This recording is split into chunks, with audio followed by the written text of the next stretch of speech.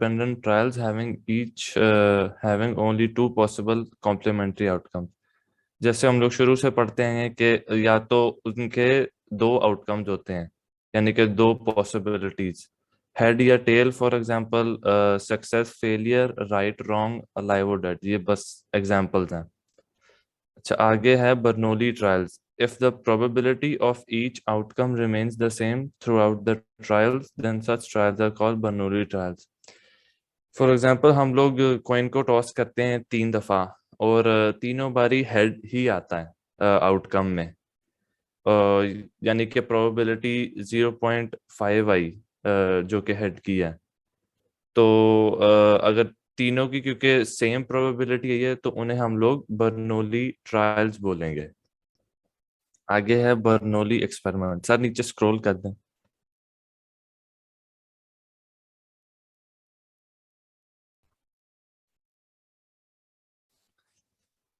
Bernoulli experiment. The experiment having n Bernoulli trials is called a binomial experiment.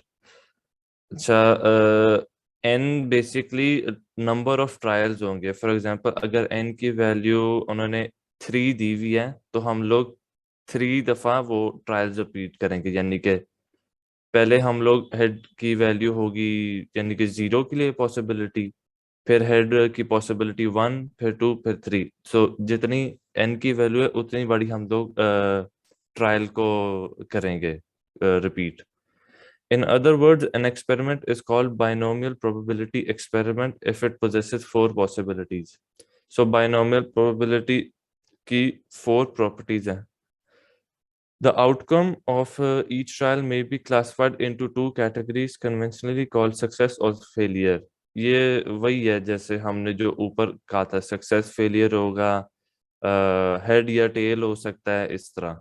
It is to be noted that outcome of interest is called success and the other is called failure. अच्छा, second है property. The probability of success is denoted by P and remains constant for all the trials. तो आगे जो formula आएगा ना, उसके अंदर जो प्रोबेबिलिटी ऑफ सक्सेस है उसको हम लोग P से डिनोट करेंगे। The successive trials are all independent, यानी कि जो सारे ट्रायल्स है वो इंडिपेंडेंट है एक दूसरे के ऊपर, यानी कि 2 दफा अगर हमने कॉइन टॉस किया तो जो पहले का आंसर है वो सेकंड के ऊपर डिपेंड नहीं करता। The experiment is repeated a fix number of times से n। अब n हमने वही जैसे मैंने पहले एक्सप्लेन किया कि टोटल नंबर ऑफ ट्रायल्स हैं। सर इसको थोड़ा सा और नीचे स्क्रॉल कर दें ताकि वो फॉर्मूला नजर आ जाए। अगर किसी को क्वेश्चन है तो उसी वक्त पूछ ले। When x denotes the number of successes in n trials of binomial probability experiment and is called binomial random variable. तो ये जो नीचे फॉर्मूला लिखा हुआ है f of x is equal to p of capital X is equal to small x, तो ये जो कैपिटल X है इसको हम लोग बाइनोमियल रैंडम वेरिएबल कहते हैं और इसकी वैल्यू n के बराबर ही होती है। And its probability distribution is called binomial probability distribution. The random variable x can obviously be taken on any one of the n+1 integer value. यानी कि ये जो n की वैल्यू है ये कैपिटल X जो लिखा हुआ है उसके बराबर है, और ये जो आगे फॉर्मूला लिखा हुआ है ना द बाइनोमियल प्रोबेबिलिटी डिस्ट्रीब्यूशन का, ये NCX है। जैसे हमने पहले वो फॉर्मूला नहीं पढ़ा था NCR वाला, इधर R की जगह X है, तो बेसिकली इधर वो कॉम्बिनेशन वाला फॉर्मूला लगेगा, n factorial divided by n minus R का फैक्टोरियल इनटू R का फैक्टोरियल। फिर ये आगे वो P है, P ऑफ X जो कि P raise to power X जो कि सक्सेस को डिनोट करता है, और फिर Q है जो कि वो फेलियर को डिनोट करता है, और X वही रैंडम वेरिएबल है जिसकी वैल्यू कुछ भी हो सकती है। आगे लिखा हुआ है where Q is equal to 1 minus P the probability of failure on each trial. ये जो ऊपर फॉर्मूले में क्यू है इसको प्रोबेबिलिटी ऑफ फेलियर बोलेंगे। अब जो आगे फॉर एग्जांपल एक क्वेश्चन आएगा, उसमें हमें x की वैल्यू दी होती है और p की भी वैल्यू दी होती है। अगर फॉर इंस्टेंस क्वेश्चन में q की वैल्यू नहीं दी हुई तो हम लोग फिर q is equal to 1 minus P करेंगे। हमें पहले भी वो सर ने लेक्चर्स में काफी दफा बताया है ना कि प्रोबेबिलिटी ऑफ सक्सेस और फेलियर, इन दोनों को मिला के वो प्रोबेबिलिटी 1 की इक्वल आती है। सो 0 से 1 के दरमियान रेंज करती है।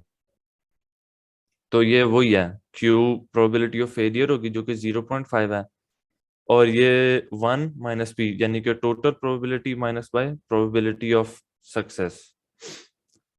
The binomial probability distribution has two parameters n and p and is generally denoted by b of x semicolon n और p। ये इस तरह भी इसकी वैल्यूज को लिख सकते हैं। The binomial probability distribution was discovered by Swiss mathematician Jacob Bernoulli, और ये उसकी डेट ऑफ बर्थ और डेथ है। Deviation of binomial probability. अभी तक किसी को कोई क्वेश्चन? चैट में बेशक लिख दे, यस या नो कर दें।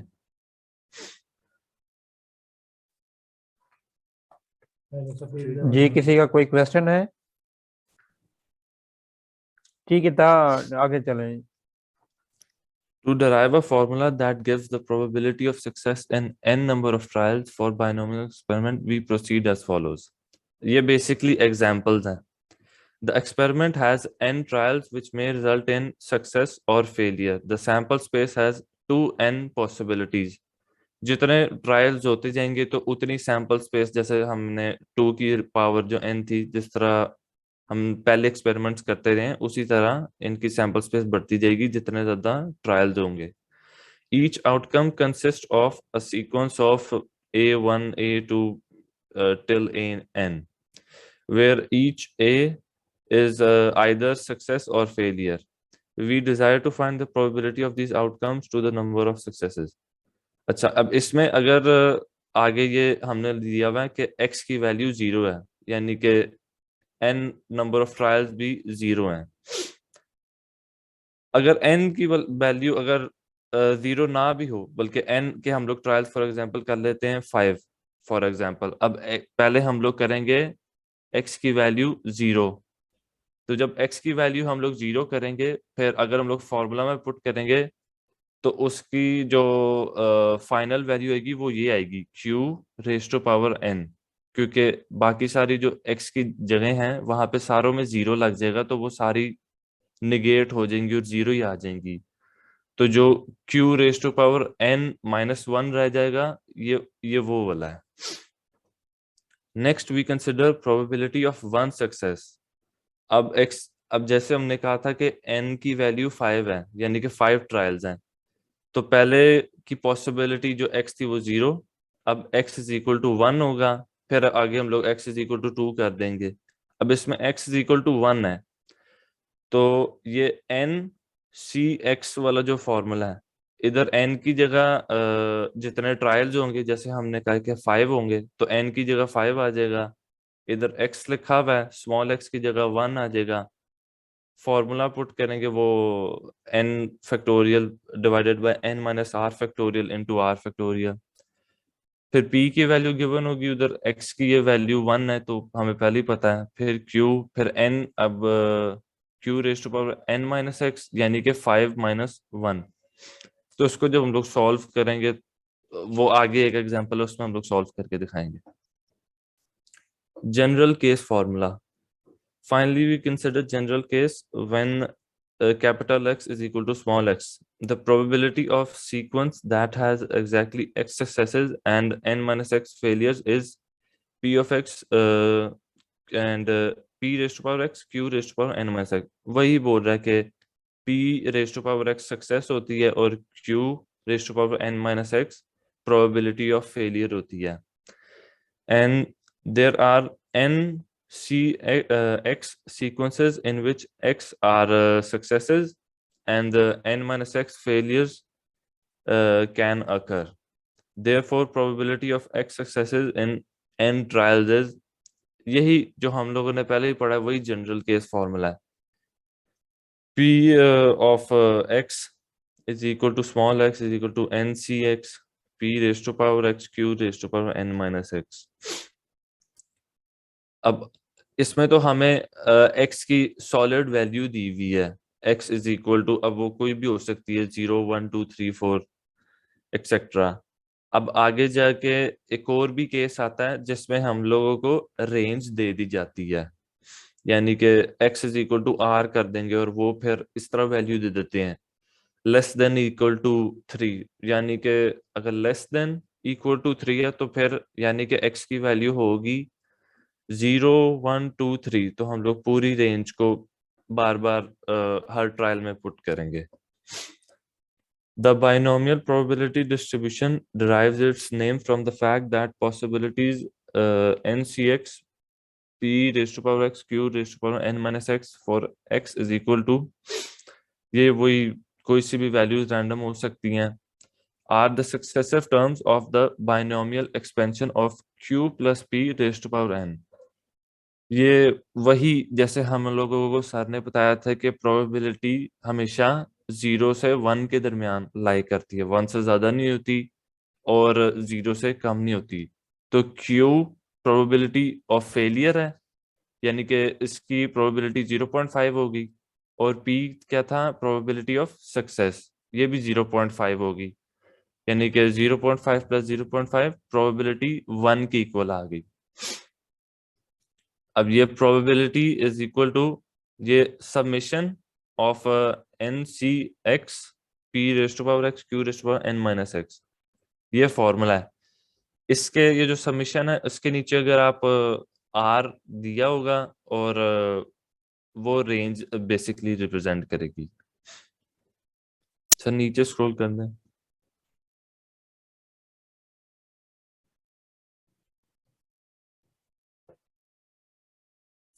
अच्छा, ये जो इधर सबसे पहली लाइन में है, ये हमने x की वैल्यूज पुट की हुई है. ये पहले वाले में x की जगह 0 है, फिर x की वैल्यू जब 2 हो जाती है, फिर x की वैल्यू 3 हो जाती है. अब ये x की वैल्यू जहाँ पे 2 है, ये देखें उधर n c x है जो कि 2 है, फिर p raise to power x जो थी x की जगह 2 आ गया, फिर q is equal to n minus x यानी कि n minus 2.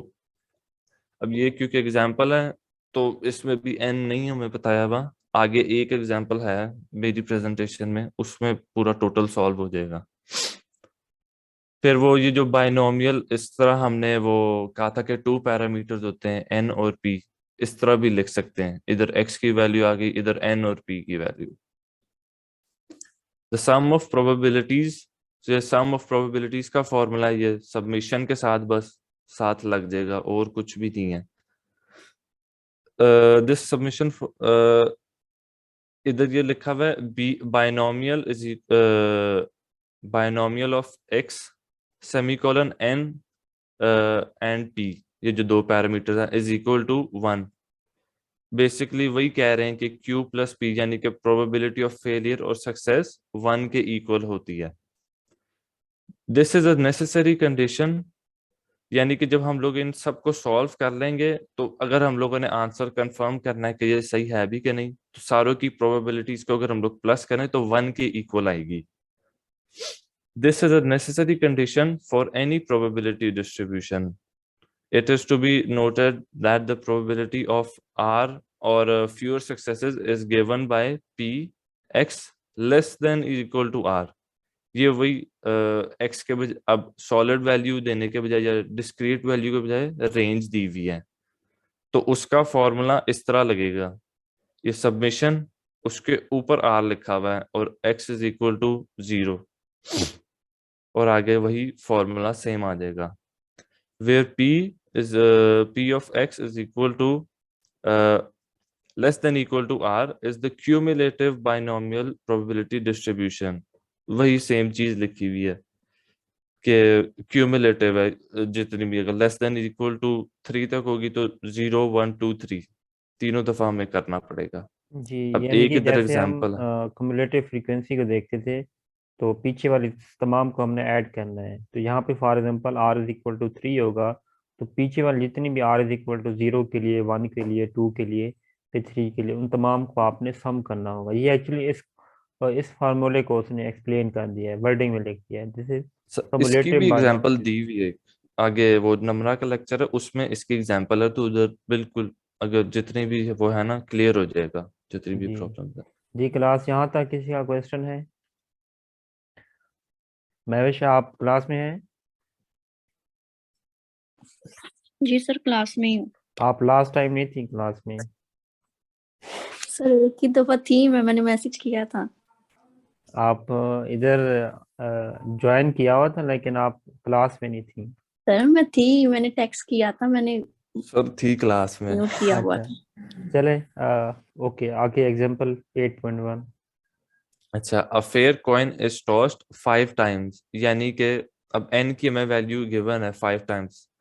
Find the probability of obtaining various numbers of heads.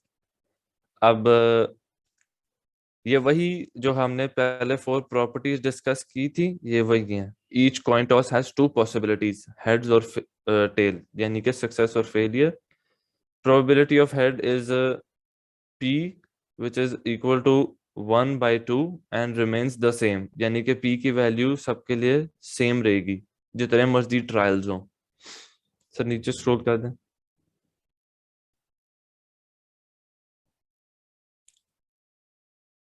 Third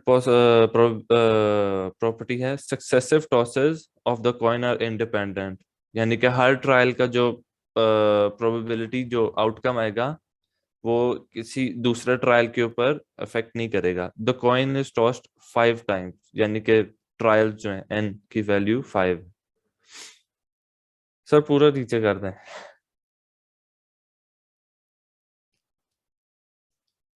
अब random therefore the random variable x which denotes number of heads has a binomial probability distribution with p is equal to 1/2 and n is equal to 5। सो इस question में हमें n भी दे दिया गया है 5 और p दे दिया गया है 1/2। अब जैसे मैंने पहले बताया था कि अगर क्वेश्चन में q ना दिया हो तो उसको फाइंड करने का फॉर्मूला है q is equal to 1 - p। तो अगर हम लोग 1 - p करते हैं सबसे पहले, तो 1 - p यानी कि 1 - 1/2 करेंगे। तो अगर हम लोग उसे एलसीएम वगैरह लेके सॉल्व करें तो Q की वैल्यू भी 1/2 ही आती है। अब ये n के ट्रायल्स